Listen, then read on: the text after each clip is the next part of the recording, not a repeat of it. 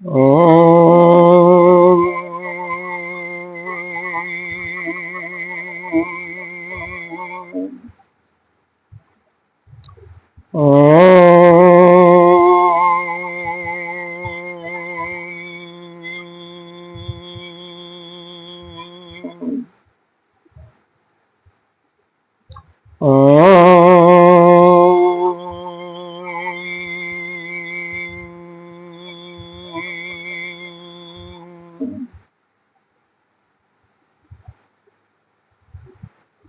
ओम सहनावतु सहनो भुनक्तु सह वीर्यं करवावहै तेजस्विनावधीतमस्तु मा विद्विषावहै।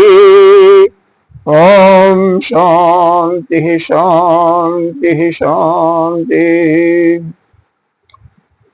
सच्चिदानंद रूपाय विश्वोत्पत्तादिहेतवे तापत्र विनाशाय श्रीकृष्णाय वयं नमः। नारायणं नमस्कृत्य नरं चैव नरोत्तमं देवीं सरस्वती व्यासं ततो जयमुदीरये। अखण्डमण्डलाकारं व्याप्तं येन चराचरं तत्पदं दर्शितं येन तस्मै श्रीगुरुवे नमः। अज्ञानतिमिरान्धस्य ज्ञानाञ्जनशलाकया चक्षुरुन्मीलितं येन तस्मै श्रीगुरुवे नमः। गुरुर्ब्रह्मा गुरुर्विष्णु गुरुर्देवो महेश्वरः गुरुः साक्षात् परं ब्रह्म तस्मै श्रीगुरुवे नमः। त्वमेव माता च पिता त्वमेव बन्धो च सखा त्वमेव विद्या द्रविणं त्वमेव सर्वं मम देवदेव। गजाननं भूतगणाधिसेवितं कपिध्वजम्बोफलचारुभक्षणम् उमासुतं शोकविनाशकारकं नमामि विघ्नेश्वरपादपङ्कजम्। अनंत श्री विभूषित 1008 श्री पंचायती महानिर्वाणी अखाड़ा के वरिष्ठ श्रोती ब्रह्मनिष्ठ महामंडलेश्वर एवं उत्तर प्रदेश संत समाज के अध्यक्ष श्री गुरुदेव भगवान के चरणों में कोटि कोटि नमन बंधन। यहाँ के अधिष्ठाता देव मातृशक्ति भक्तजन एवं विद्यार्थीगण सभी के अंतःकरण में विराजमान आत्म स्वरूप परमात्मा को नमन करते। देखिए, यह सत्संग हो रहा है, इसका मतलब क्या है? जैसे शरीर की शुद्धि किससे होती है? स्नान से। दांतों की शुद्धि दंत धावन से मंजस होती है ना। धन की शुद्धि किससे होती है? दान से। भोजन की शुद्धि किससे होती है? अग्रायण या पंचमहाभूत जब करते हैं। उसी प्रकार से स्थान की जिसको शुद्धि करनी हो उसके लिए सत्संग से होती है। आपका खैर महीना 2 महीना 4 महीना तो रहेगा, ये 6 महीना तक ज्यादा चल रहा है या थोड़ा बहुत? नहीं अगले हम इसी महीने में यहाँ से छोटा मोटा चलो ठीक है, ठीक ठीक। तो तात्पर्य है कि सत्संग से जो है यह स्थान की शुद्धि होती है। और सबसे बड़ी बात यह है कि इस अभी मैं आपको बताऊंगा कि इससे आपका अंतःकरण भी शुद्ध होता है। वेद कविताओं का भी दृष्टांत दिया जाएगा। यह चौथा दिन आज है जो कि यह स्कंदोपनिषद पर ही चर्चा चल रही है। पहले कुछ सोचा था, कुछ हो गया। इसके अंदर क्या है? एक सिर्फ श्लोक को लिया गया। वह श्लोक क्या है कि उसको श्लोक को पहले पढ़ देते हैं, शुरू में ही है।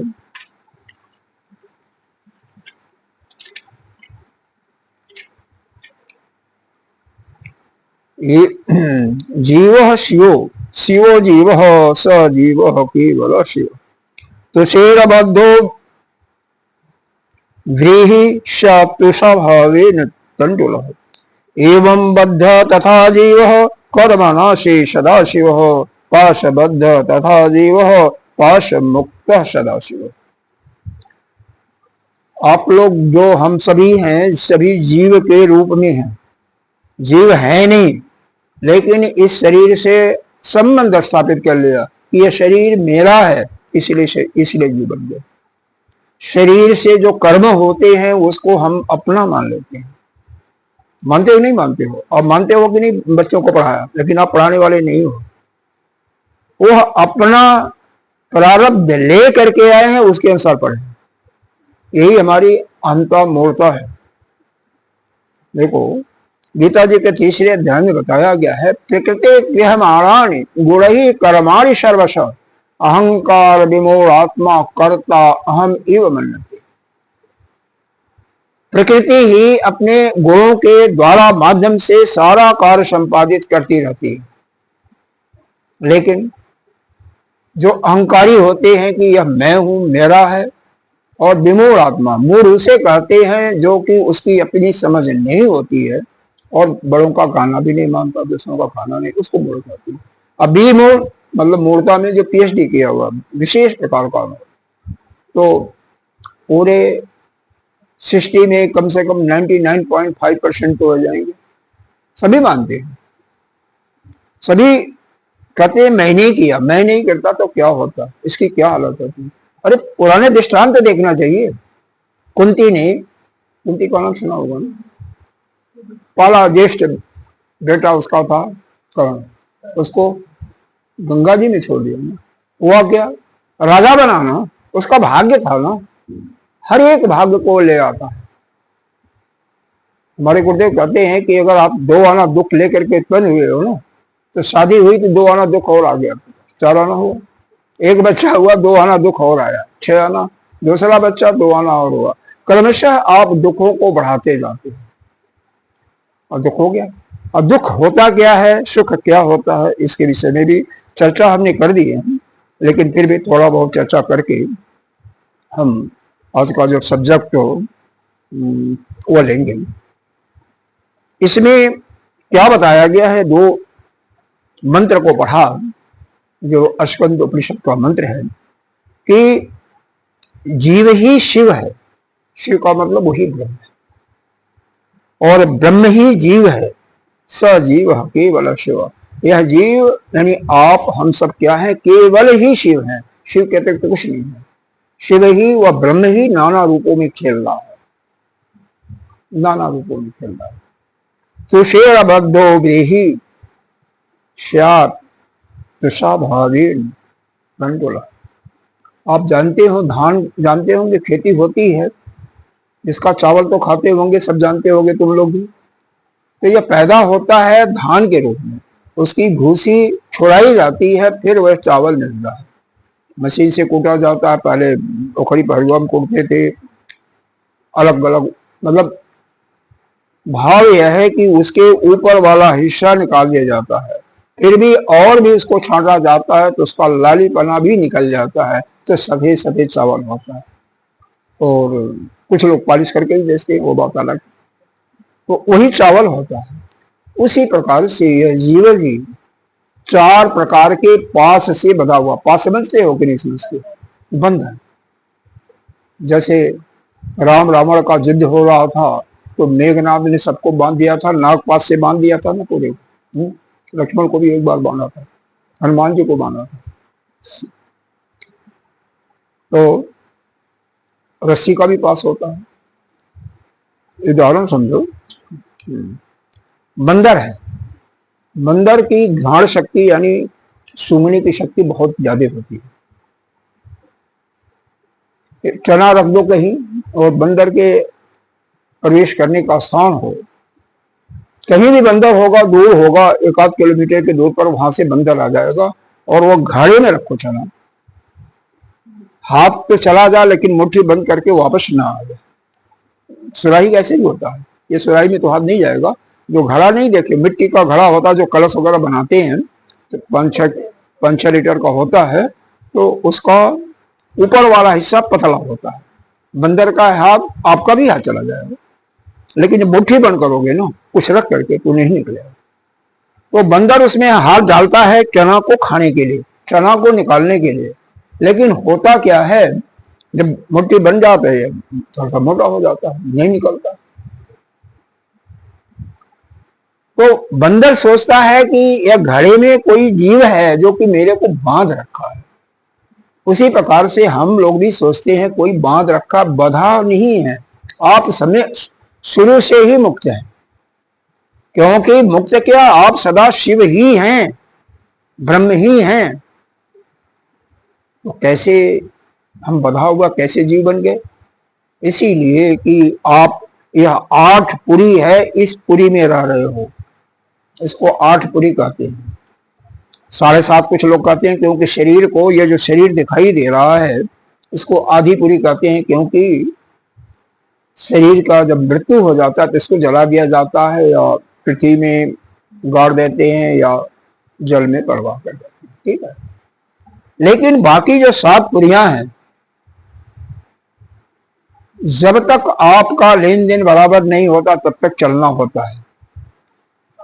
हाँ, यहां पर रह करके कुछ कर्म करते हो, कुछ पिछले जन्म से ले करके आए हो, कुछ पाप पुण्य, और सबसे बड़ा तो यह होता है कि जो आपका स्वभाव बनता है ना, स्वभाव कैसे बनता है, पिछले जन्म के जो कर्म होते हैं, जो कर्म हम करते हैं, कर्म करने के 3 फल होते हैं। जैसे हम भोजन करने के 3 फल होते हैं। क्या होता है? पहला फल, भोजन करने से क्या हुआ कि आपकी क्षुधा शांत हो जाती है, शांत हो गई, तत्काल फल मिल गया। उसी प्रकार से किसी चीज का भोग करते हो तो शांति तुरंत मिलती है। हालांकि शांति इन बाह्य वस्तुओं में नहीं है, बाह्य जगत में नहीं है, फिर कैसे आपको सुख मिलता है? आपके वास्तव में जब किसी चीज को आप चाहते हो और जब उसकी प्राप्ति हो जाती है तो मन की चंचलता शांत हो जाती है, मन स्थिर हो जाता है। और जब मन स्थिर हो जाता है तो मन के अंदर जो बारंबार वृत्तियां उड़ती है ना, वृत्ति समझ रहे हो नहीं समझ रहे हो? नहीं समझ रहे हो क्या है?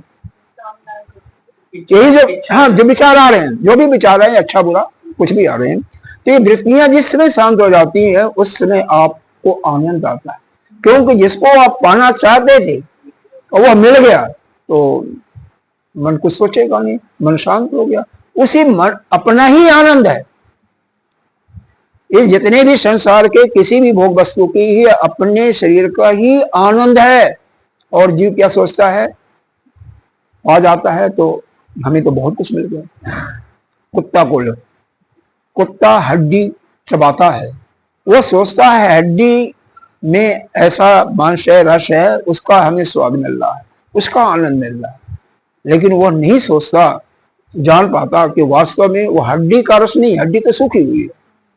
वो उसी जब हड्डी को चाटता है, काटता है, तो उसी के गलफड़ों से रक्त निकलता है और उसी का वह आनंद लेता है। कुत्ते को देख लेना कहीं भी, तो अपने जितने भी शरीर से अंतःकरण से भोग होते हैं, सब जो है अपने शरीर की ही शक्ति ज्यादा जाती है। हम सोचते हैं कि हमें आनंद मिल रहा है कैसे, उस वस्तु को भोगने से और उस वस्तु को प्राप्त करने से मिलता है, भोगने से मिलता है। जैसे बढ़िया मकान मिल गया, अगर परमानेंट मान लो, परमानेंट तो कुछ है ही नहीं संसार में, लेकिन अपना मिल गया, रहो नहीं, तभी से आपको प्रिय नाम की एक वृत्ति होती है, वो आपके अंदर आ जाएगी। जैसे भोजन, आपके मन की इच्छा अनुसार वृत्ति, भोजन आ गया, थाली अभी आई नहीं है, बन रहा है, गंध मालूम हो गया तो आपको प्रिय लगने लगा, आ गई आपके सामने तो मोद हो गया और खुश हो गया, और जब जेवा पर गया तो प्रमोद, विशेष प्रकार का आनंद। वही होता है संसार के जितने भी भोग वस्तु हैं, है कुछ नहीं। किसी वस्तु में अगर आनंद होता, सुख होता, किसी विषय में अगर सुख होता तो उस विषय को प्राप्त करके फिर दुखी तो नहीं होता ना। कोई भी ऐसा विषय ले लो कि जिसको प्राप्त करके कोई दुखी ना हुआ हो। और भोजन को ले लो, सब साधारण है, ज्यादा खा लो तो क्या हो जाएगा। अगर उसमें आनंद ही आनंद है, सुखी सुख है, तो दुख का प्रतीति नहीं होनी चाहिए ना।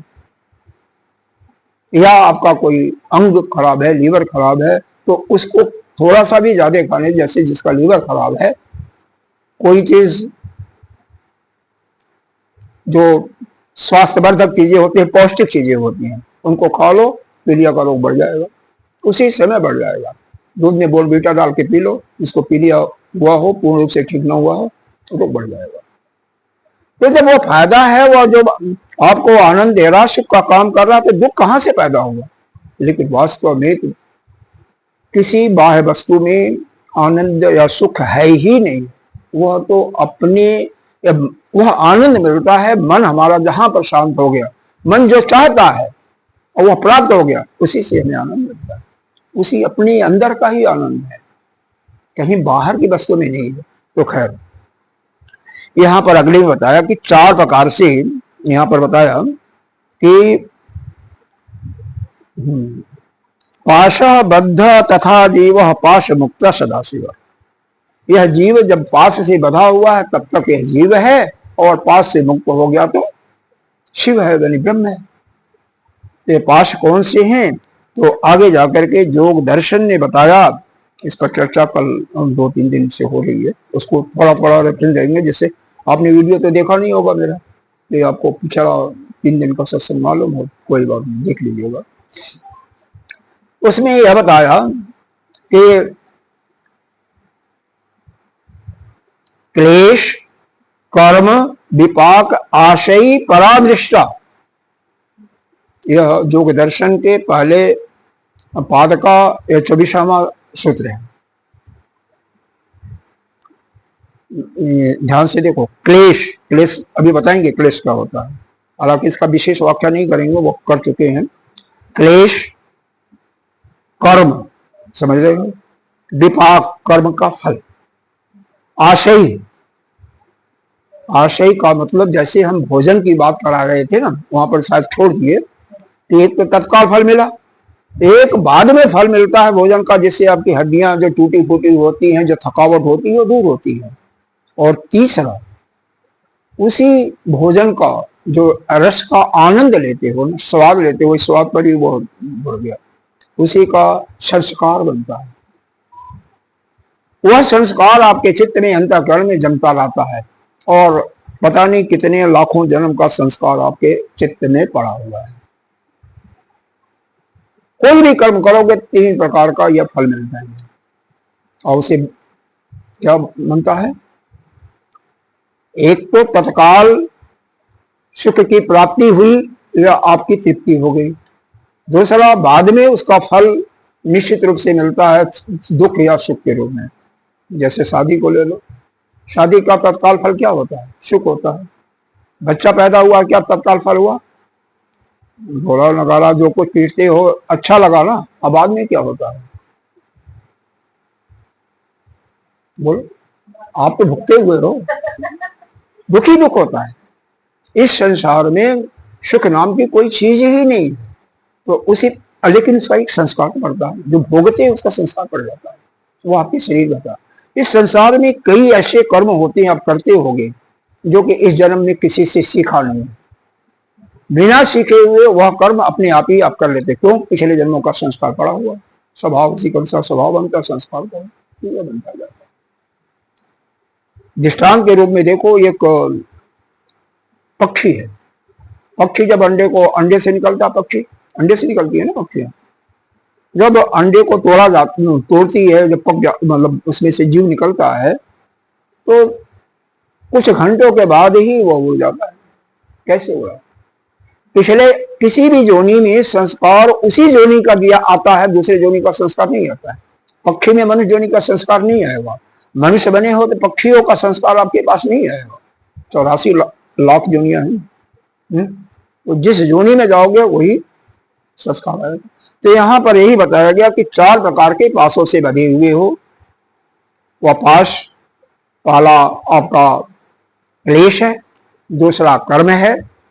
कर्म जानते ही हो, कर्म जो भी करते हो, कौन कर्म? सांसारिक कर्म नहीं, जो वेदों में बताया गया है। वेद में कर्म बताया गया है, यज्ञ, दान, तप, स्वाध्याय, एक्सेट्रा। ठीक है, कोई कर्म जो कि अपने आत्मा के प्राप्ति के लिए हो, अपनी आत्मा का अनुभव कराने के लिए हो, अंतःकरण की शुद्धि के लिए हो, या आपकी जो भी इच्छा हो उसको प्राप्त करने को, जो कुछ चाहो इस संसार में, जो कुछ चाहो, वह उसके लिए अमुक देवता हैं। हर एक देवता अलग अलग हैं और उनका ठीक तरह से यज्ञ करो, ग्रहण करो तो निश्चित रूप से फल की प्राप्ति होगी। जैसे जिसको पुत्र नहीं होते, पुत्र के लिए पुत्रेष्टि यज्ञ है। धन प्राप्ति के लिए लक्ष्मी जी की पूजा होती है, लक्ष्मी जी का यज्ञ होता है। ज्ञान प्राप्ति के लिए माँ सरस्वती जी की पूजा, उनका यज्ञ होता है। इसी प्रकार से शादी के लिए भी होता है। हर एक चीजों के लिए, कामनाओं के पूर्ति के लिए है। लेकिन गीता जी के 18वें अध्याय में भगवान ने स्वयं बताया है, यह जो काम में कर्म है ना, 5 प्रकार के कर्म होते हैं। अब ये भी बता दें 5 कर्म, हालांकि बताना नहीं चाहते थे, पहले बताया गया है। कौन कौन? पहला है नित्य कर्म, जैसे नित्य स्नान करते हो, मंजन करते हो, पूजा पाठ करते हो, या आप लोगों के लिए तो कहते हैं संध्या बंदन करना चाहिए, नहीं करते तो कोई बात नहीं, नहीं करते होगे ना, क्यों? संध्या बंदन, हाँ, दोनों टाइम की त्रिकाल संध्या है। ब्राह्मण, क्षत्रिय और वैश्य तीनों के लिए कंपलसरी है। चलो ठीक है, शूद्र के लिए नहीं है, बाकी के लिए है। ठीक है, अब इसको नित्य कर्म मानते हैं, जो नियमित करते हो, उसके बाद ही जल अन्न ग्रहण करते हो। क्यों? उसके न करने से कोई पुण्य नहीं है। अब स्नान करो तो कोई पुण्य नहीं मिलेगा, मंजन न करो तो कोई पुण्य नहीं मिलेगा, भगवान को प्रणामी करते हो तो कोई पुण्य नहीं मिलेगा। हाँ, वो आशीर्वाद मिलेगा, ऐसा नहीं है कि बिल्कुल नहीं होता, लेकिन ऐसा लोग कहते हैं। लेकिन न करने से प्रत्यय नामक दोष होता है। सुबह उठ करके अगर गुरु और ईश्वर और बड़े लोगों को प्रणाम नहीं करते हैं तो क्या होता है? प्रत्यय नामक दोष होता, पाप होता। करने से कोई फल नहीं। वो आशीर्वाद वो दे दें तो बात अलग, वो तो फिर है बहुत बड़ा है, ठीक है, वो बात अलग है। तो करना चाहिए। इसीलिए कहते हैं कराग्रे बस्ते लक्ष्मी, कर मध्य सरस्वती, कर मूले स्थितो गोविंदा, प्रभाते कर दर्शनम। सुबह उठते ही दर्शन करना चाहिए। उसके बाद पृथ्वी पर पैर रखने के पहले समुद्र वसनी देवी, पर्वत स्थित मंडले, विष्णु पत्नी, नमस्तुभ्यम, प्रातः स्पर्श समस्या। बड़े लोगों को प्रणाम किया जो घर में आपके हैं। माता पिता नहीं है तो मन से प्रणाम कर लिया, उनका ध्यान करके। गुरु भी नहीं होंगे, मन से प्रणाम कर लिया, ठीक है, जो भी हो, क्योंकि गुरु ही शिव है, शिव ही गुरु, कोई मतलब अंतर नहीं है। इसलिए गुरु को कभी बदलना भी नहीं चाहिए। जिसको आराध्य मानते हैं उसको बदलना नहीं चाहिए, मंत्र भी नहीं बदलना चाहिए। यह नहीं कि इनके करने से, इन्होंने, इस गुरु ने जो बताया उससे कल्याण नहीं हुआ, दूसरों ने बताया तो उससे कल्याण नहीं, बिल्कुल नहीं हुआ।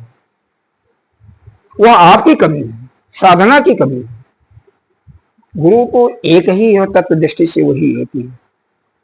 शरीर में हमें भिन्न भिन्न दिखाई दे रहा है, तत्व दृष्टि से वही एक है, एक ही है।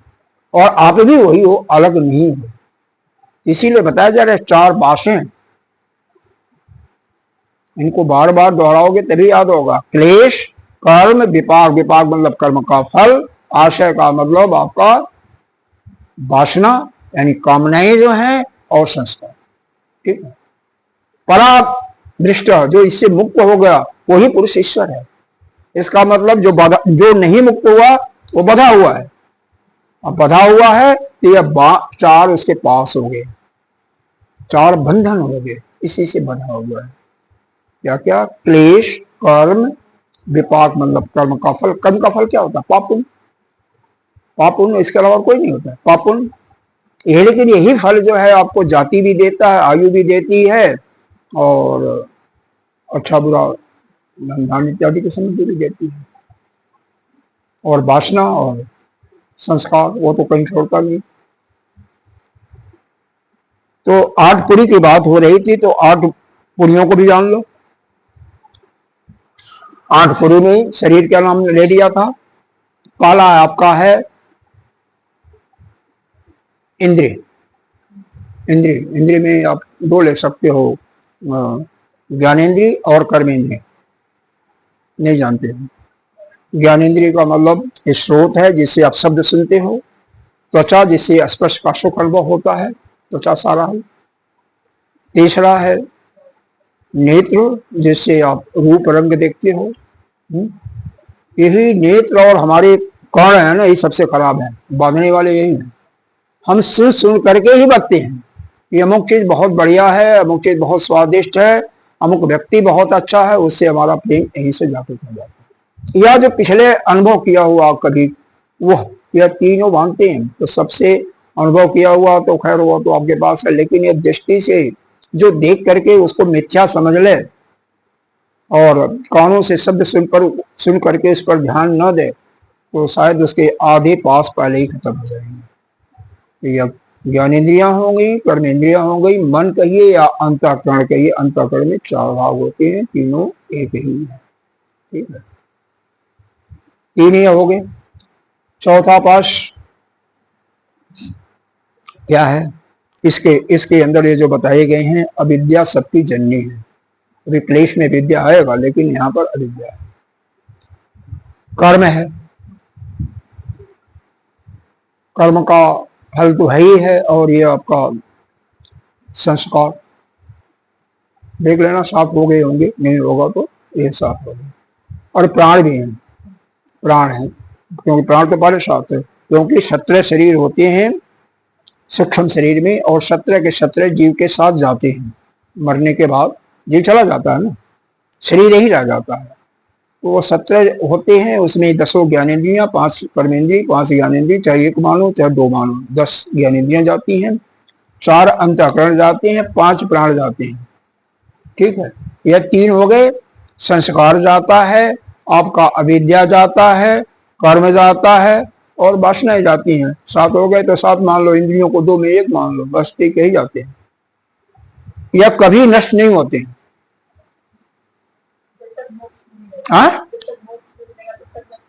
मुक्ति कैसे मिलेगा उसको? वही तो, उसी के लिए तो बताया जा रहा है। कल मुक्ति का बता दिया गया था, लेकिन थोड़ा शार्ट में समझाते हुए मैं आगे बढ़ रहा हूं।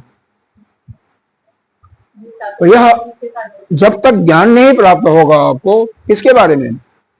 जैसे अंधेरा है कमरे में, एक माचिस जलाओ, प्रकाश हुआ और अंधेरा गायब। उसी प्रकार से जब से अंदर आपके ज्ञान की जैसे ही स्फुरण हुआ, तैसे आपका अविद्या चली जाएगी। तो पहला ज्ञान होते ही अविद्या जाती है। और ज्ञान कैसे होगा? जब आपका पहले अंतःकरण शुद्ध होगा। अंतःकरण शुद्ध कैसे होता है? वही यज्ञ, दान, तप, स्वाध्याय। स्वाध्याय का मतलब श्रवण मनन निध्यासन, वेदों का श्रवण। आप जैन धर्म को मानते होंगे, तो जैन धर्म वेद को नहीं मानता। बात बता रहा है। हमारे गौतम बुद्ध, महात्मा बुद्ध भगवान के विष्णु के 24 अवतारों में से, और आपके आदिनाथ कौन है? वो ऋषभ जैन, वह भी भगवान के 24 अवतारों में से। लेकिन विशेष करके इन लोगों ने वेदों को नहीं माना, और भगवान बुद्ध तो आए ही इसीलिए कि, कहानी थोड़ी सी बढ़ जाएगी, आए इसलिए थे कि जमराज एक बार धर्मराज जा करके कहे कि भगवान हमारा जो भी नौकरी है वापस ले लो, कुछ और काम दो, क्योंकि कोई नरक खाली पड़ा हुआ है। सारे इतने यज्ञ हो रहे हैं, पुण्य हो रहे हैं, दान हो रहे हैं, कोई यज्ञ नरक में जा ही नहीं रहा, कोई पाप कर ही नहीं रहा है, तो हम किसको भेजें? भगवान ने कहा ठीक है, हम करते हैं, हम ही करते हैं। तो वही भगवान महात्मा बुद्ध के रूप में आकर के यज्ञ दान तप का खंडन किया, इस सृष्टि को समरूप में रखना उन्हीं का काम है ना। तो और वहां पर वेदों का भी खंडन हुआ, क्योंकि वेद के पूर्व भाग में यज्ञ दान तप ही बताया गया है, ज्यादा बताया गया है, हर एक कामनाओं की पूर्ति के लिए बताया गया है। तो इसका मतलब महात्मा बुद्ध सब कुछ गलत नहीं है, उन्होंने कई चीजें ऐसी दी आपके बहुत अच्छी चीजें भी बताया, जैसे समाधि ध्यान की बातें की, बहुत अच्छी की। उसमें 4 मत हैं, सौतांत्रिक, माध्यमिक, योगाचार्य या क्षणिकवाद और शून्यवाद, 4 मत हैं। योगाचार सबसे श्रेष्ठ है। ऐसे ही आपने तो 2 विशेष करके हैं, एक दिगंबर और एक श्वेतांबर, वहां तक जाना ठीक नहीं है। तो यहाँ पर इन चारों पर ही हम आते हैं, यही बंधन है। इन बंधन को दूर करने के लिए पीछे बता दिया था क्लेश क्या है। क्लेश का 5 इसके अंग हैं। क्लेश का अंग है अविद्या पहला, दूसरा है अस्मिता, तीसरा राग, चौथा द्वेष, 5वां अभिनिवेश। अभिनिवेश कहते हैं मरने के बाद, मरने का सबको डर होता है, सीधी बात है। अभिनिवेश जो है डर होता है, भय, और मरने का डर सबकी होता है, चाहे कीड़ा हो, बच्चा हो या बड़ा हो, तो उसको अभिनिवेश कहते हैं। राग द्वेष तो जानते ही होंगे, है ना। अच्छा, ठीक है। अविद्या के बारे में बताते हैं। अस्मिता का मतलब यह होता है जो चीज जैसी है वैसी नहीं समझना, उसको अन्यथा समझ लेना, उसी को अस्मिता कहते हैं। ऐसे इतना ही समझो। हाँ, जैसे आपने 2 चीजों को लेकर और उसको वैसा है नहीं, गलत समझ लिया, वही अस्मिता है। कुछ लोग हमको मानते हैं, विपरीत थिंकिंग भी कर सकते हैं इसको। अब अविद्या की परिभाषा बताई गई, 4 बताया गया। अब देखो, जावर एक है, वह क्या हुआ, क्लेश, बाकी को छोड़ दिया। क्लेश को 4 भागों में फिर बांट दिया, क्लेश को फिर अविद्या 5 भागों में बांटा, और फिर बाकी को छोड़ करके अविद्या को फिर 4 भागों में।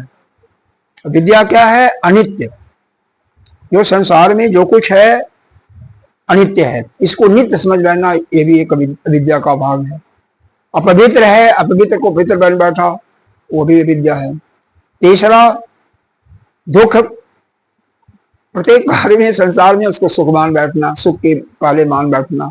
चौथा, अनात्मा, शरीर अनात्मा है, अंतःकरण अनात्मा है, क्योंकि ये जड़ है, इसको आत्मा मान बैठना। यही जो है क्या है, यही जो है अविद्या के 4 बंधन, यही बंधन है।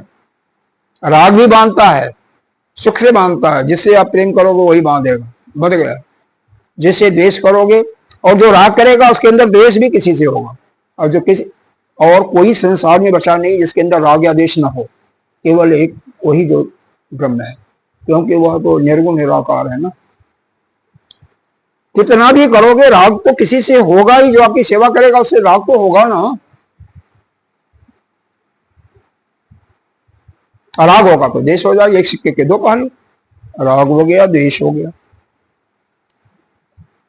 अभिनिवेश, मृत्यु से सबको भय तो बांध ही दिया। जितने भी राक्षस असुर हुए हैं, आपने पढ़ा होगा पुराणों में कि सबने अमरत्व का ही वरदान के लिए लाखों साल तक, हजारों साल तक तपस्या की, मिला नहीं। अस्मिता तो देख ही रहे हो कि हम वस्तु क्या है, यहाँ पर कोई वस्तु नहीं है, लेकिन हम क्या समझ रहे हैं, अलग अलग वस्तु समझ रहे हैं, सब मिथ्या है। चलो, ये पास है। अब इसी में एक पास को और बता देते हैं, इसी में जो अशुचि है उसको बता देते हैं थोड़ा सा, फिर आगे बढ़ते हैं। अशुचि पवित्र, अपवित्र, अपवित्र है लेकिन पवित्र समझना, अपवित्र है लेकिन उसको हमने पवित्र मान लिया। कैसे, शरीर को सजाते नहीं है। अरे आप लोग को ब्यूटी पार्लर में जाकर के बहुत सस्ती जाती हैं, आजकल तो ये लोग भी जाने लगे, पुरुष लोग भी जाने लगे, जाते हैं ना, अपने को ठीक ठाक सजाते हैं ना। तुम नहीं जाते हो, लेकिन मतलब तुम्हारे जो ज्येष्ठ लोग हैं, अग्र लोग हैं, जाते हैं ना। देखो, यह 5 प्रकार से पवित्र है शरीर। पहला, अस्थानात। अस्थानात का मतलब जहां पर यह जीव पिंड के रूप में रहता है। कहाँ रहता है, गर्भाशय में रहता है ना। पशु का बच्चा हो, सिंह का बच्चा हो, सब जोनी में रहते हैं, और वहां पर क्या है, मलीमल है, मल है ही है, यूरिन है ही है, कफ भी है, रक्त भी है, मतलब। और जो खाती हैं माताएं, जो अभी भोजन पर आएंगे। कटा क्या मतलब चटपटा सब, तीखा, पेट को सुखाने वाला, दाह करने वाला, वो सब उसी में पलता है ना महीने। बीज दूसरा भाई, बीज के दृष्टि से देखो तो भी वही है। क्यों? बीज के दृष्टि से क्या है, शुक्र और रस से मिलता है। शुक्र चाहे पशु का हो, चाहे मनुष्य का हो, चाहे किसी का हो, शुक्र भी अपवित्र है, रज भी अपवित्र है। रज स्त्री का, मादा का हो। तीसरा उपसंभात, मतलब जब थोड़ा सा भी बड़ा हुआ, 4 महीना 6 महीने का काटो तो क्या मिलेगा? रक्त मिलेगा, मांस मिलेगा, चर्बी, मैदा, मज्जा, हड्डी, यही मिलेगा ना। कहीं काट के छोड़ दो क्या होगा? बदबू आएगी, रह नहीं पाओगे। चौथा है, इस शरीर के 9 दरवाजे हैं, 9 दरवाजों से मली निकलता है। कान से, दोनों कान से, दोनों नासिका से, दोनों आंख से, मुंह से निकलता है, और मल द्वार और जननेंद्रिय मूल से तो निकलता ही निकलता है। इसके अलावा जितने रोए हैं वहां से भी बदबू निकलती है। क्यों? पसीना के रूप में। तो यह शरीर जो है ना, यह है निधन जात, मतलब केवल केवल एक प्रकार से मल बनाने की फैक्ट्री है और कुछ नहीं। इतना पवित्र है। और पंचमा आता है निधनात्। निधनात् का मतलब मर गया। तो उसको अगर ज्ञानी भी होगा, शरीर को छोड़ दो तो आपको स्नान करना पड़ेगा, कोई भी हो, पवित्र है ना। तो यह शरीर हर प्रकार से पवित्र होते हुए अब क्या मानते हैं? शरीर से ही हम प्रेम करते बैठते, अपने शरीर से भी करते। अरे दूसरे से करो ना करो, अपने शरीर से मत करो ना। तो पहला काम है, जिसको अगर मुक्त होना है, अपने शरीर, अपने को शरीर से अलग समझे, क्योंकि आप शरीर नहीं हो। बाकी चीजें हमने बता रखा, ज्यादा या वीडियो देख लेना, उसमें हो गया। इसके बाद कल जो चर्चा हमने किया था, बाकी ऐसे ही है, थोड़ा थोड़ा बता दें क्या, बहुत लंबा हो जाएगा। लेकिन इसका तो जंगल पावर देख लिया, कर्म का देख लो, बाकी थोड़ा पढ़ते रहना। कर्म का तो बता ही तो दिया, जो कर्म करते हैं उसके 3 चीजें होती हैं, तो उससे अच्छा बुरा होता है, उसका संस्कार बनता रहता है। कर्म का फल जो होता है पापुन, उसी से आपकी जाति बनती है। जाति मतलब अगली जोनी निश्चित होती है, अगली जोनी निश्चित होती है। अगर कर्म 4 भागों में दिया हुआ है, शुक्ल कर्म है, शुक्ल कर्म मतलब ज्यादा आपका पुण्य कर्म है, पाप कर्म बहुत कम है, तो आप देवता की जोनी मिलेगी आपको। दोनों शुक्ल के शक्ल में दोनों मिश्रित है 50-50, तो आप मनुष्य जोनी में आओगे। कृष्ण कर्म है, केवल पाप है, तो त्रियक जोनी, कीड़े मकोड़े, पेड़ पौधे, पशु पक्षी, सिंह जानवर, जैसा उसमें जैसे पुण्य थोड़ा ज्यादा होगा, मनुष्य नहीं बना तो गाय बन गया, फिर पूजा होती है, बैल बन गया भाई, ऐसे क्रमशः यह चलता रहता है। और क्या हुआ? विपाक ले लो। विपाक कर्म का फल का ही तो बात कर रहे हैं। कर्म के फल में जाति बनती है, आयु बनती है, आयु विशेष से बनती है। आयु, इतनी आयु मिलेगी जैसा आपका होगा, कर्म के फल से अनुसार ही होता है। और कर्म के फल से ही आपको सुख दुख भी मिलता है। अब यह सुख और दुख जो है, या किसी चीज की प्राप्ति है, या आयु है, इसको यज्ञ के माध्यम से, मंत्र के माध्यम से, दान के माध्यम से, इस पर भी, या प्राणायाम के माध्यम से इसको हम बढ़ा सकते हैं। कैसे? प्राणायाम के माध्यम से मार्कंडेय ऋषि थे, मार्कंडेय ऋषि का नाम सुना होगा शायद, उनकी आयु बढ़ी थी प्राणायाम के बल पर। प्राणायाम जो कबाड़,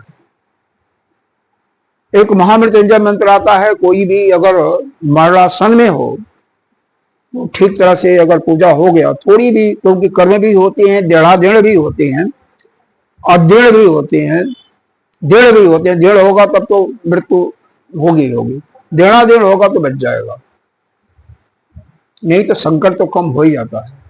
जैसे डॉक्टर लोग दवा देते हैं ना, तो रोग ठीक होता है कि नहीं होता? होता है कि ना? डॉक्टर दवा देते हैं तो ठीक होते हो ना, क्यों डॉक्टर हॉस्पिटल में, इसीलिए ना। इसका मतलब दवा एक या औषधि जो है हमारे लिए एक वरदान है। उसी प्रकार से ये जो मंत्र है, यज्ञ बताए गए हैं वेदों में, निश्चित रूप से जो कोई चाहता है वो अभी फल मिलता है, मिलता है। और उसी को अगर बिना किसी कामना के सही जगदान तप और स्वाध्याय करते रहो कोई नहीं के लिए, तो आपका अंतःकरण का जो मल है वह शुद्ध होता है, वह गंदगी हटती है, नहीं पाप पुण्य करते हैं वह शुद्ध होता है। जब ये निर्मल हो जाता है तो आप ज्ञान आपकी अनुभूति होती है। सह गुरुमेवा विगच्छति श्रोति क्या बोलता है, समत्वाणी श्रोति बदनिष्ठम। ऐसा गुरु है। जब आपका अंतःकरण पवित्र हो गया तो जो वेदों को जानने वाला श्रोति ब्रह्मनिष्ठ का मतलब अपने स्वरूप में स्थित है, ज्ञानी है। जैसे आपके गुरुदेव हैं, आप लोग तो गए होंगे, नहीं गए थे, हरिद्वार में नहीं मुलाकात हुई थी? हरिद्वार में गुरुदेव से मुलाकात हुई थी? अच्छा, बोली थी, चलो। तो वहां से ज्ञान, लेकिन ज्ञान लेकर के ज्ञान अपने अंदर डालना, अनुभव करना। अब जो सुन रहे हो, अब एक कान से बढ़ो दूसरे से निकाल दो, कोई फायदा नहीं है।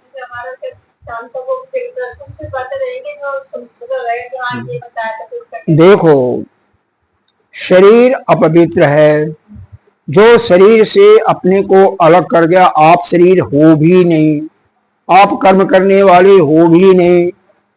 आपको एक भाग्य का जो काम करते हो, पुण्य का एक टुकड़ा मिला हुआ, जिसको प्रारब्ध कहते हैं। भाग्य जितना है उतना ही मिलेगा, वह निश्चित है। पुरुषार्थ या परिश्रम से और गुरु का आशीर्वाद है, ईश्वर का आशीर्वाद है, बड़ों का आशीर्वाद, माता पिता का आशीर्वाद, थोड़ा सा उसमें हल्कापन होगा, मतलब थोड़ा सा सहायता मिलती है।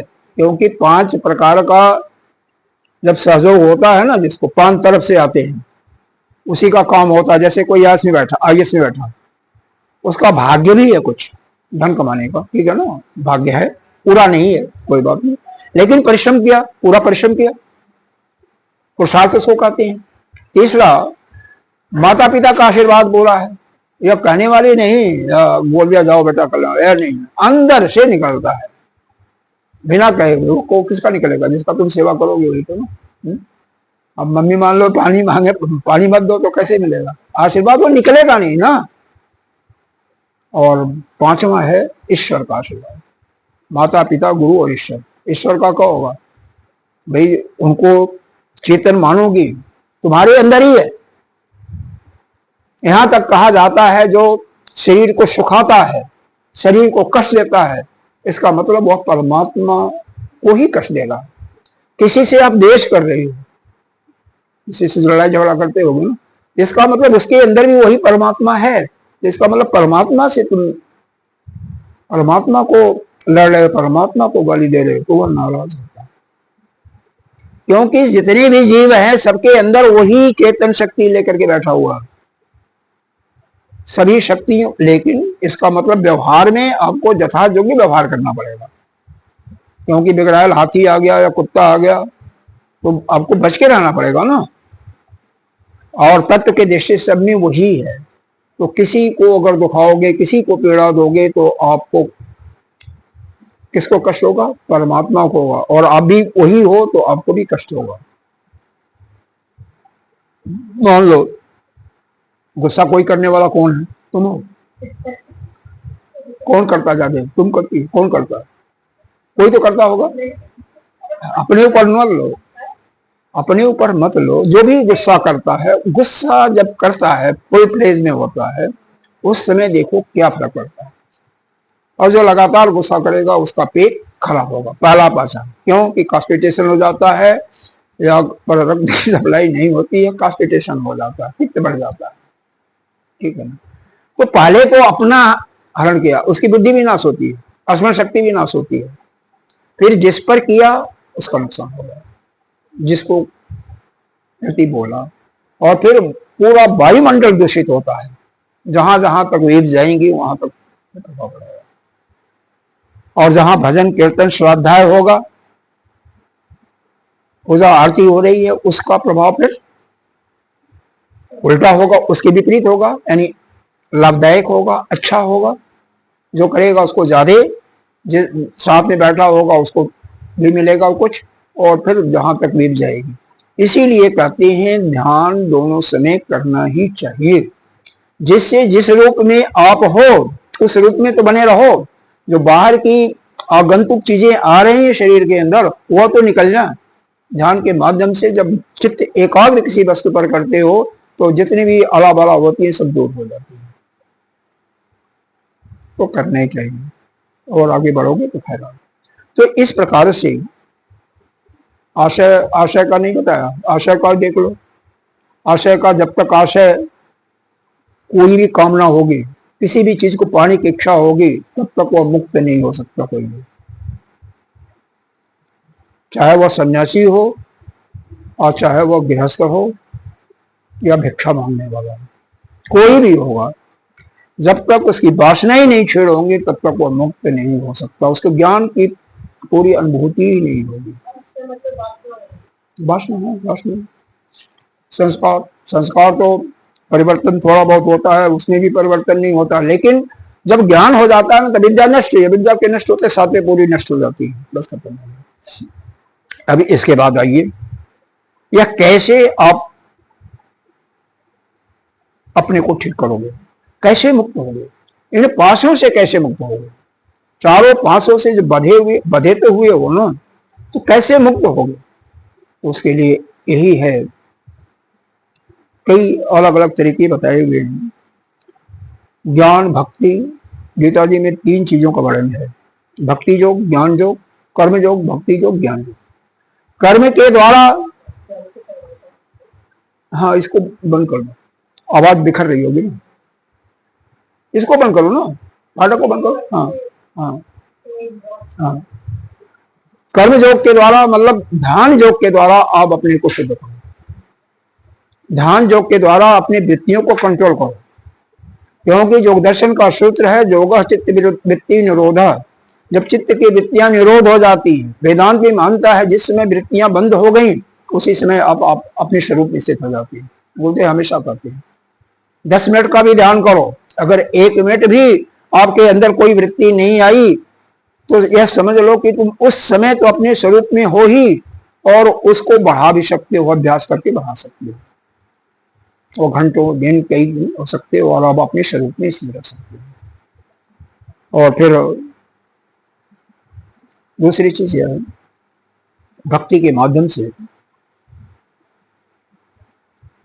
5 हमारे देवता हैं जिसको पंचदेव कहते हैं, उसमें से विष्णु और शिव को लेकर के रहे, बाकी आप पढ़ लेना। तो किसी, दोनों एक ही हैं, विष्णु के हृदय में शिव, शिव के हृदय में विष्णु, वो अलग नहीं है। या किसी मत को मानने वाले को कोई भी पूजा करता है, चाहे गणेश का, चाहे हनुमान जी का, उसका कभी निंदा नहीं करना, उससे देश में से करना, सभी एक ही हैं। हम देखो, एक दृष्टांत देकर के हम आगे चलते हैं। भगवान राम जब रावण को मारने जा रहे थे तो पहले किसका स्थापना करते हैं, शिवलिंग का, शिव की पूजा करते हैं। भगवान शिव जब माता सती माँ के साथ जा रहे थे, भगवान सीता जी का अपहरण कर लिया था रावण, तो क्या कहते हैं, जय सच्चिदानंद घन, प्रणाम करते हैं ना, जय सच्चिदानंद। सच्चिदानंद का मतलब क्या होता है, सत्य, चित और आनंद। वो आप भी, सत्य का मतलब सत्य है। आपको कहा था आप है, यही सत्ता होती है आपकी। कौन सी सत्ता होती है, यह परमार्थिक सत्ता कहलाती है। आप हो, सब है, और आपका अंदर ज्योति है, ज्ञान है, प्रकाश स्वरूप है, आप उसके द्वारा पहचाने जाते हो। कुछ तो ज्ञान हर एक के अंदर है, हर एक के अंदर एक विशेष ज्ञान होता है।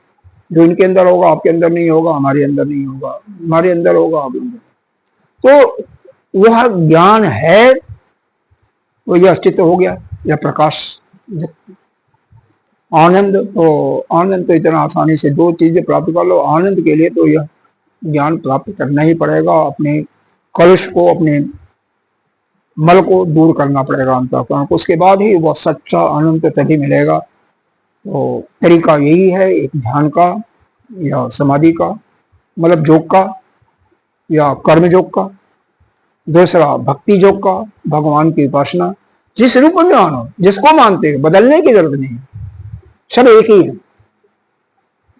इसीलिए बता दिया कि भगवान बुद्ध भी भगवान विष्णु के ही अवतार हैं 24 अवतारों में से, और ऋषभ देव महाराज भी उन्हीं के अवतार हैं, विष्णु के अवतार हैं, सब पुत्र थे इनके। 81 जो है कर्मकांडी ब्राह्मण बन गए, कर्मकांडी या जो यज्ञ आदि के करवाते हैं। 9 जो है 9 द्वीपों के राजा बन गए, और 9 महान जोगी ज्ञानी बन गए, वही जाकर के मिथिला में उपदेश देते हैं, और उन्हीं की चर्चा श्रीमद् भागवत में भी है, 9 जोगी। और 10वां जो भरत जी बने, उनकी कहानी तो सभी जानते हैं। तो उन्हीं के नाम पर हमारे देश का नाम भी भारतवर्ष का। अब मुक्त होने के लिए यह तरीका है, ज्ञान के तरीका अगर अपनाते हो तो कम से कम अपने को शरीर से अलग करो, और कोई भी तरीका बनाओ, बिना शरीर से अलग हुए आप उस पराकाष्ठा, ज्ञान की पराकाष्ठा, भक्ति की पराकाष्ठा पर नहीं जा सकते। भक्ति में भी जब आप जो भक्त हो और जिसकी भक्ति कर रहे हो, उस देवता की, इस ईश्वर की, जिसकी भी कर रहे हो, उससे सरोकार नहीं होगी, एक नहीं हो जाओगे, तब तक वो भक्ति की पराकाष्ठा नहीं होगी आपकी। जैसे जल है, जल में मिश्री डालो, मिश्री क्या हो जाएगी, मिल गई ना, फिर वह पूरा समूचा जल जो है वो मिश्री का गुण लेकर के मीठा हो गया, फिर आपकी आइडेंटिटी समाप्त हो जाएगी। और जब तक आपकी आइडेंटिटी नहीं समाप्त होगी तब तक वह परमात्मा आपकी रक्षा पूर्ण रूप से नहीं करेगा। बताया गया है योग गीता जी में 9वें अध्याय का 22वां श्लोक है, अनन्य चिंतयतो माम ये जना परुपासते तेषां नित्य अभियुक्तानां योग क्षेमं वाम्याहम्। मतलब उनके योग क्षेम की हम ही चिंता करते हैं, कौन, जो नित्य निरंतर मेरा ध्यान करते हैं। वैसे भी हम बच्चे मान लो माता के ध्यान करते होंगे, माता के शरण में होंगे, इनका ख्याल करते होंगे, तो माँ को करना ही पड़ेगा, इसलिए तो माँ दुखी होती है, क्योंकि वास्तव में वह कोई नहीं है, सब अलग अलग है, किसी का कोई नहीं है। तो है, अब आइए इस अंतःकरण की शुद्धि में एक अहम भूमिका होती है अन्न का। जैसा खाए अन्न वैसा ही बने मन, जैसा पानी पियोगे वैसे ही आपका प्राण होगा। तो इसीलिए सबसे श्रेष्ठ है कि जल जो है कभी भी दूषित जल मत लो। अगर शुद्ध जल नहीं है, आपके जैन दर्शन में एक बात कही है, जैनी लोग महात्माओं को मैंने देखा है, पानी को खूब उबालते हैं, आपने नहीं किया होगा ना, उबाल करके घड़े में रख देते हैं और वही पानी पीते हैं, ठंडा हो जाता है, क्योंकि जल का स्वभाव शीतल है। तो उबालने के बाद वो ठंडा हो जाएगा घंटे 2 घंटे में, फिर उसी पानी को पीते हैं। उससे उसके कीटाणु जो दोष होते हैं मुक्त हो जाते हैं, छानते भी हैं कपड़े से, बारीक कपड़े से छान देते हैं। भाई डिस्टिल वाटर तो सभी नहीं ले सकते हैं ना, सभी अपने घर में मान लो वो क्या होता है छानने वाला जो भी आता है, क्या होता है उसको क्या आर नहीं लगा सकते हैं, हालांकि उससे पौष्टिक चीजें कई निकल जाती हैं, लेकिन फिर भी जल, क्योंकि जल से ही प्राण बनता है, छांदोग्योपनिषद में वेद में है, वेद की बातें कोई झुठला नहीं सकता है। और अन्न जैसा खाओगे उसी पर सालोगे। 3 प्रकार के अन्न होते हैं, भोजन होते हैं, और 3 प्रकार के हम लोग भी हैं। प्रकृति के 3 गुण हैं, सतोगुण, रजोगुण और तमोगुण। सात्विक जो पुरुष होता है, मैं गीता जी के सहारे से बताऊंगा जिससे आपको यह समझ में नहीं आया कि तो उल्टा पलटा वैसे ही बता रहे हैं। हम जो कुछ बता रहे हैं सब प्रमाण के अनुसार ही बता रहे हैं, ठीक है। इसमें 9वां श्लोक पढ़ोगे, 17वें अध्याय का 9वां श्लोक तो क्या कहता है, नहीं 8वां है, आयु सत्य बल आरोग्य सुख प्रीति विवर्धन रस्या स्निग्धा स्त्रा हृदया आहारा सात्विक। जो सात्विक लोग होते हैं यानी सतोगुणी प्रकृति के होते हैं, उनको रस युक्त, किसमें रस होता है, कई सेब ऐसे आते हैं कि इसमें पूरा रस होता है, खाए होंगे, अब कई सेब ऐसे आते हैं रस होता ही नहीं है। तो जितने भी रस से युक्त हैं, रस से भरा हुआ है, वही खाना है। ताजा ताजा से मिल जाए, ताजा कोई भी फल मिलेगा वर्ष रस से भरा होगा। स्निग्धा चिकनी, यानी घी भी खाना चाहिए, घी भी खाना चाहिए, यही बता रहे हैं, हम नहीं बता रहे हैं। हाँ, स्थिरा, जो आपके शरीर के अंदर कुछ देर तक रुके, जैसे ड्राई फ्रूट वगैरह हो गया, कुछ ऐसी चीजें होती हैं तुरंत हजम नहीं होती हैं। हाँ, और पनीर तुरंत हजम नहीं होता, कम से कम 48 घंटा लग जाता है पाचन में, बाकी चीजें 18 घंटे में हजम हो जाती है। हृदय में स्थिर रहे काफी देर तक, ऐसे जो आहार है, ऐसा जो भोजन है, वही शतुगुणी है। यह क्या करता है? ऐसा भोजन करोगे तो आपका अंतःकरण सतो गुण से युक्त होगा, और अंतःकरण सतो युक्त होगा तो मन आपका प्रसन्न रहेगा। जितना भी अंतःकरण में सतो गुण की प्रधानता होगी, वैसा ही उतना ही मन प्रसन्न होगा। और जब मन प्रसन्न होगा तो जो भी काम करोगे, क्या करोगे, वो सतोगुण ही करोगे। क्या आपका मन स्वाध्याय में लगेगा, आपका मन श्रवण में लगेगा, श्रवण मनन निध्यासन में लगेगा, उपासना में लगेगा, भजन में लगेगा, जिसको भी करते उसी में लगेगा मन। चंचलता जाएगी, ठीक है। और क्या होगा? आयु बढ़ेगी, सतोगुण तो बढ़ेगा, ये बता ही दिया। बल भी बढ़ेगा, आरोग्य निरोग भी होगी, सुख भी आएगा, आपको अच्छा भी लगेगा, प्रीति भी वर्धना, जो आपके अंदर प्रेम का बढ़ाने वाले हैं ऐसा भी करेगा। तो क्या हुआ? यह क्यों हम शतोगुणी भोजन करें? इसका कारण एक ही है कि हमारा अंतःकरण शुद्ध हो, और अंतःकरण को शुद्ध करने के लिए आपको कर्म योग भी है, ज्ञान यज्ञ तप स्वाध्याय, इन चारों चीजों का वर्णन किया गया है। तो मैं श्लोक पढ़ दूं है, कहीं अब मिल जाए तो ठीक है, नहीं तो नहीं मिला तो कोई नहीं। देखो, वेदरायणक उपनिषद में कहा गया है, वेद है यह, शुक्ल यजुर्वेद का उपनिषद है। तम एतम वेदानुवचनेन ब्रह्मणा विविदिशन्ति यज्ञेन दानेन तपसा अनाशकेन कर्मणा एतमे विदिता मुनि भवति। कहते हैं वेद का वचन है कि जो ब्राह्मण या जो भी वेदों का श्रवण मनन निध्यासन करता है, वेद का पाठ करने स्वाध्याय कर रहा है, यज्ञ कर रहा है, दान कर रहा है, तप कर रहा है, तो इन कर्मों के करने से उसका अंतःकरण शुद्ध होता है। यही नहीं, यही छांदोग्योपनिषद में, जो सामवेद का उपनिषद है, उसमें भी कहा है, त्रयो धर्म स्कंधा, यह तीन जो है धर्म के पिलार है। पिलार जैसे होता है ना, यहाँ पर पिलर नहीं दिखाई दे रहा, पिलर पिलर होते हैं ना जो बिल्डिंग को थामे रहते हैं। क्या है? यज्ञ, अध्ययन, अध्ययन को साथ ही, यज्ञ दान को साथ है लेकिन अध्ययन साथ में ले लिया।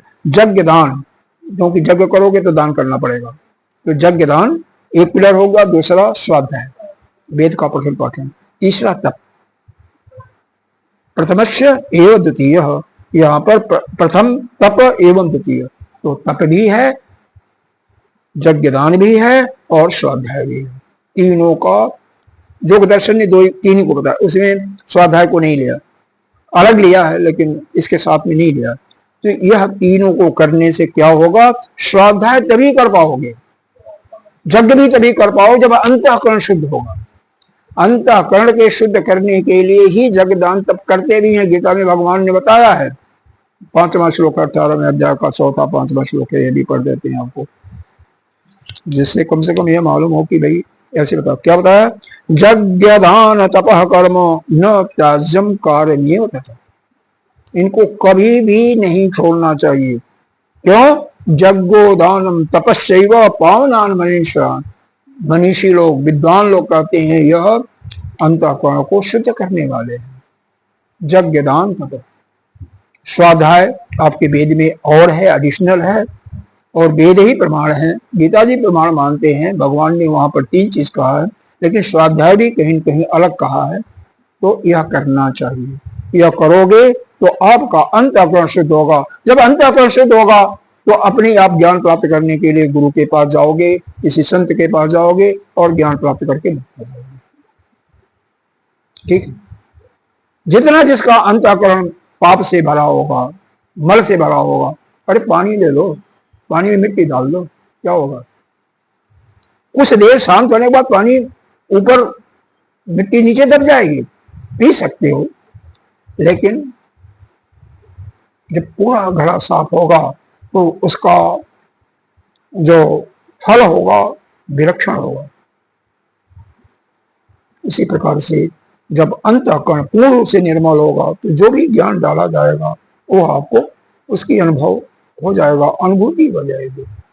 तो यही आपको करना है। अब इसी में देखो, जो चंचल प्रकृति वाला है, कोई चंचल वाले तो होंगे इसमें, कोई न कोई तो होगा। यह भी करना वो भी करना, ऐसा होता है। मन ठौरिक नहीं होता है। मन जिसका स्थिर नहीं है उसके लिए क्या बताया भगवान ने, क्या खाते हैं? चटपटा। अब चटपटा खाना छोड़ दो, नहीं खाओ कोई बात नहीं, लेकिन कड़वा, अम्लीय, अम्ली जानते हो ना, लवण ज्यादा है, लवण नमक डाला हुआ है फिर भी और चाहिए। और क्या है? उष्ण, गरम गरम। हमारे आश्रम में कई थे, गरम गरम चपाती चाहिए, तावा पर निकला नहीं, गर्मी खाई। ये सब क्या होती है? मन को चंचल करते हैं, रजोगुण लाते हैं।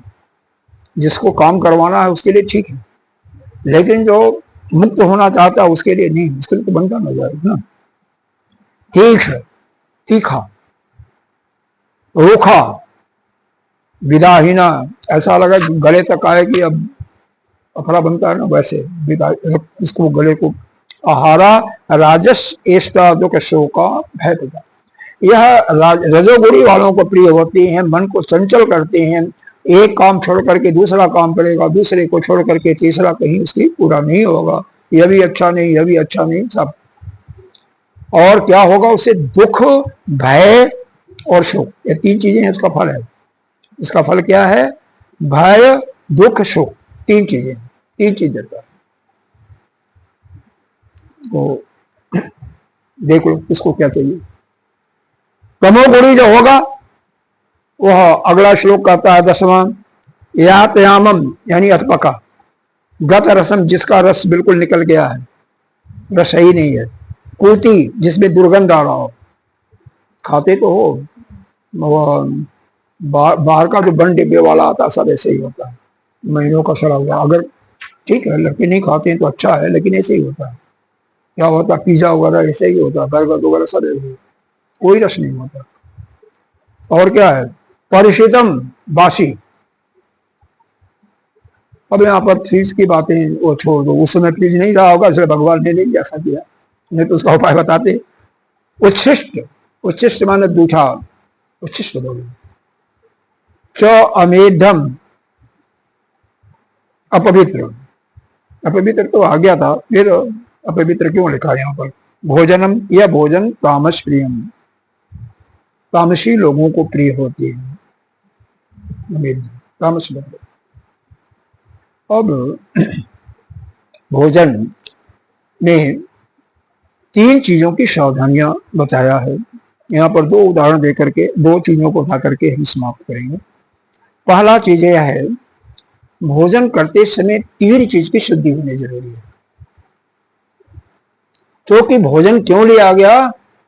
क्योंकि हमारे अंतःकरण को शुद्ध होगा, हमारा अंतःकरण सात्विक होगा, और सात्विक भोजन ही आप करो जिससे आपकी आयु, बल इत्यादि बढ़ेगी, और आपका फिर मन की चंचलता भी शांत हो, और फिर मन की एकाग्रता होगी। तो आप श्रवण मनन निध्यासन करके, इस सत्संग का सुन करके और या भगवान की उपासना करके आप आगे बढ़ो। इस संसार का जो इसको कहते हैं दुखालय संसार, दुखालय एक समुद्र है जिसमें आ गया वो निकल नहीं पाता है। एक, चलो अभी बताते हैं इसको। एक सत्संग हाल, कोई प्रवचन चल रहा था, आग लग गई। कोई नेता प्रवचन दे रहा था, भाषण दे रहा था, इलेक्शन का टाइम था, उसमें आग लग गई। किसी विरोधी पार्टी ने लगा दिया होगा। हजारों आदमी से खचखचा भरा हुआ था, एक अंधा था। वही अंधे हम लोग हैं, हम लोग अंधे हैं, अज्ञान से ग्रसित है ना, विद्या से ग्रसित है ना। और एक हाथ से किसी बुद्धिमान आदमी ने किसी करोड़ा में दिखा, एक हाथ से उसके हाथ में डंडा था, कहता कि दाएं हाथ से डंडा पकड़ो, बायां हाथ दीवार पर ही है, दीवार को छोड़ना मत। और जैसे ही दीवार ना आए और पतला सा दरवाजा है, सिर को झुका करके निकल जाना बाहर। समझ आओ ना, क्योंकि सब भाग रहे हैं। तो जैसे वो गया, दरवाजा आया, आया ही, अब उसका पीठ पर खजुलाहट हुई, उसका हाथ बायां हाथ पीठ पर चला गया, दाया हाथ जा रहा है, वो दरवाजा निकल गया, फिर नहीं आया।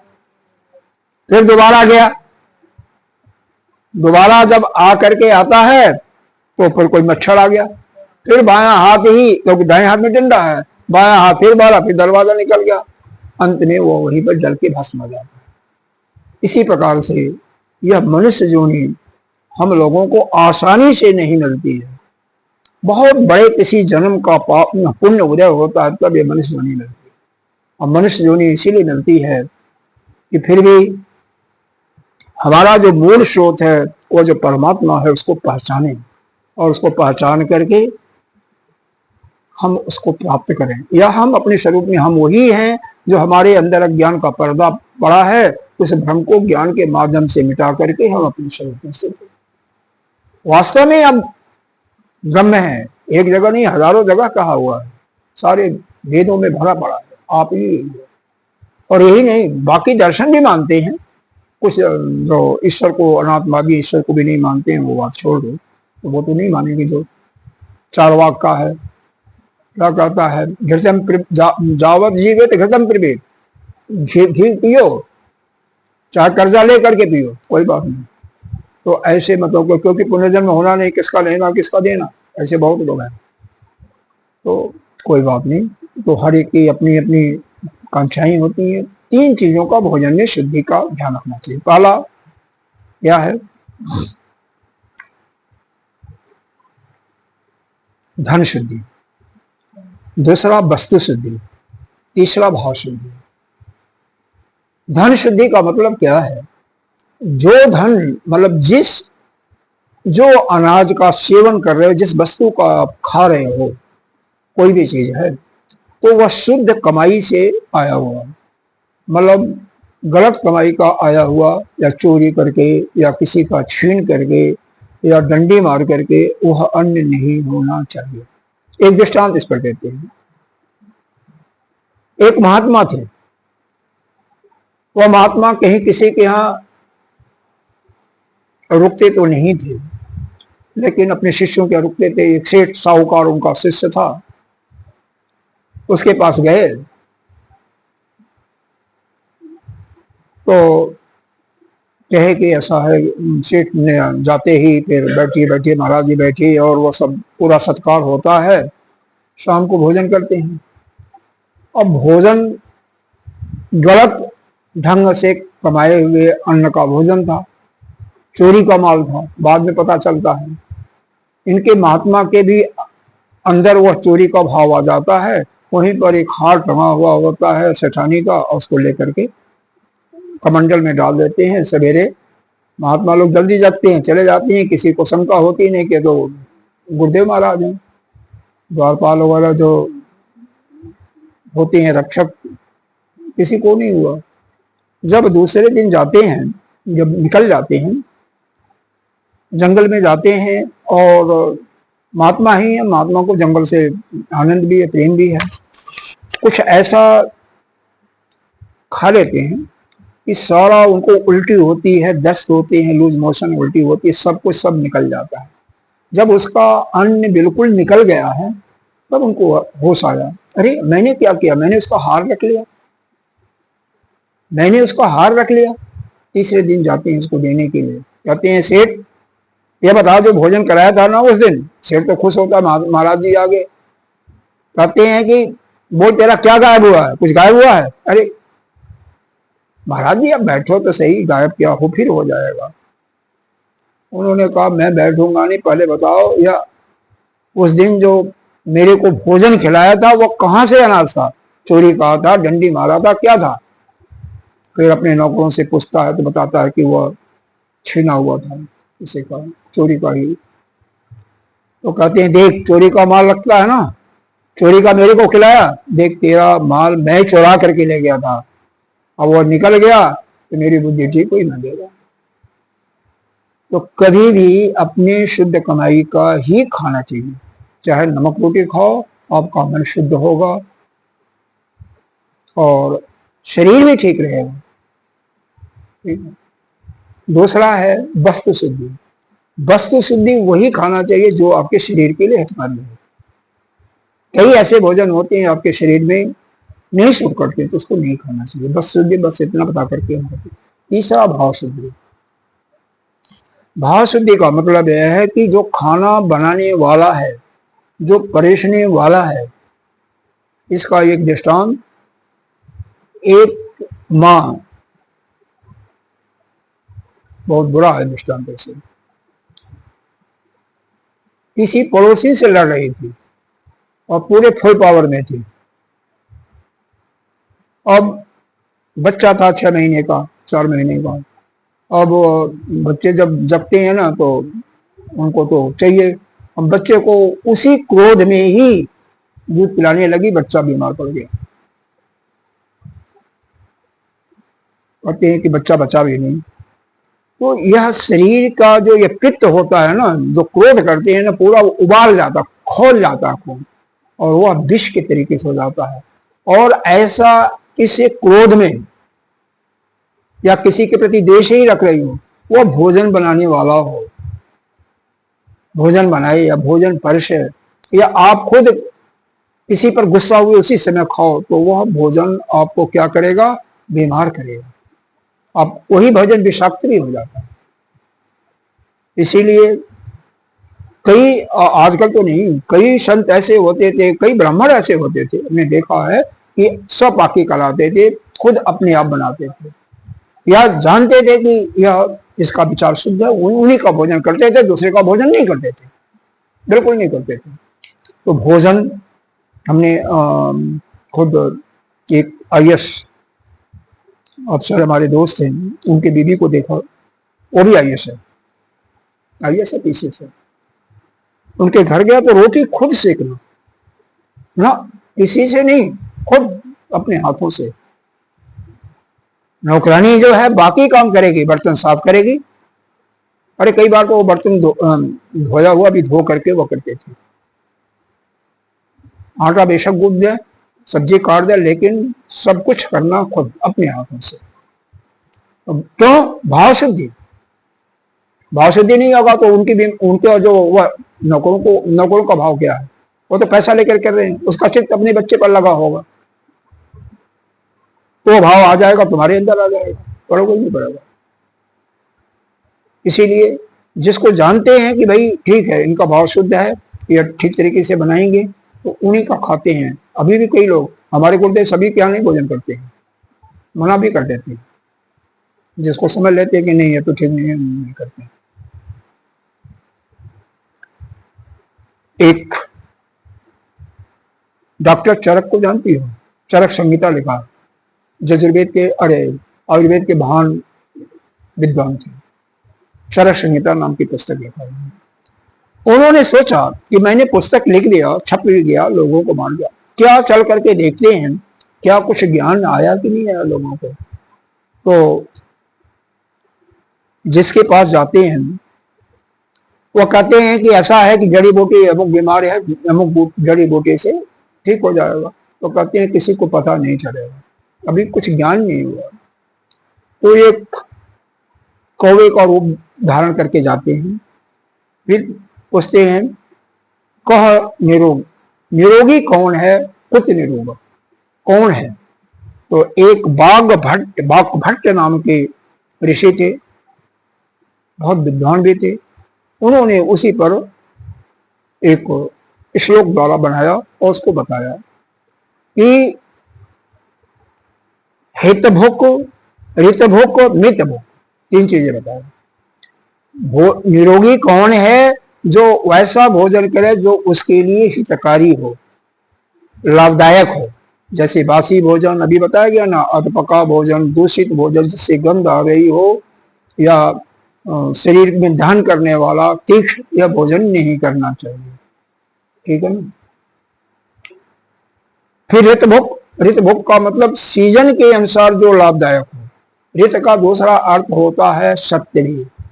तो सत्य का मतलब संत लोग धन से लगाते हैं, धन शुद्ध कमाई का ही होना चाहिए और सीजन के अनुकूल। जैसे जाड़े में मूली आती है, खूब होती है, वो मूली खाओगे वो नुकसान नहीं करेगा आपको। इसीलिए जहां पर जाओ, जहां जो चीज पैदा होती, जो बनता है, विशेष करके साउथ नॉर्थ महाराष्ट्र ले लो, तो जो वहां का भोजन करोगे कभी बीमार नहीं पड़ोगे। अपना भोजन करोगे बीमार पड़ सकते हो। क्यों? आपका मौसम, आपका भोजन जो है वहां पर नहीं सूट होता, नहीं तो लोग करते नहीं। साउथ में खाओ, जाओ खूब इडली खाओ, डोसा खाओ, आप बीमार नहीं पड़ोगे बल्कि शुद्ध रहोगे। और वहीं पर चपाती, एक बार हम लोग गए थे चपाती खोजने के लिए, 3-4 लोग थे। किसी सरदार का ढाबा मिला, लेकिन बहुत परेशानी से मिला, बहुत पूछने के बाद। तो यह थोड़ी कहिए कि उसका फल अच्छा रहा होगा, क्या रहा होगा, वो तो ध्यान नहीं है, लेकिन ये ठीक नहीं है। यहाँ पर जैसे मिलता है, अब हम साउथ में जाते हैं तो जैसा बनता है वहाँ का भोजन ही लेते हैं। सस्ता भी मिलता है, अगर मान लो बाजार से भी लो। बाजार से तो खाना नहीं चाहिए पहली बार, वो तो पहले मैंने बता दिया, क्योंकि भाव शुद्धि नहीं होती है। बंद डिब्बे का नहीं खाना चाहिए। और क्या हुआ? मित भूख। मित भूख मतलब मितव्यता, यानी कम खाओ, जितना भूख है उसका आधा खाओ। 1 क्वार्टर पानी के लिए रखो और 1 क्वार्टर हवा के लिए, सांस के लिए। सांस का, शाम का भोजन, सायंकालीन भोजन निश्चित रूप से हल्का करना चाहिए सभी के लिए। उससे क्या होगा? सुबह जल्दी जगोगे। कम से कम सूर्योदय के पहले तैयार हो जाए के लिए, आपके लिए सूर्योदय के पहले तैयार होकर के सूर्य भगवान को 1 लोटा जल दे दो। आपका हेल्थ ठीक रहेगा, बुद्धि भी ठीक रहेगी। हनुमान जी के गुरु हैं सूर्य भगवान, ज्ञान को देने वाले, और हनुमान जी ज्ञानियों में अग्रणी माने जाते हैं। हनुमान जैसा ज्ञानी क्यों? भगवान शिव के 11वें रूप है।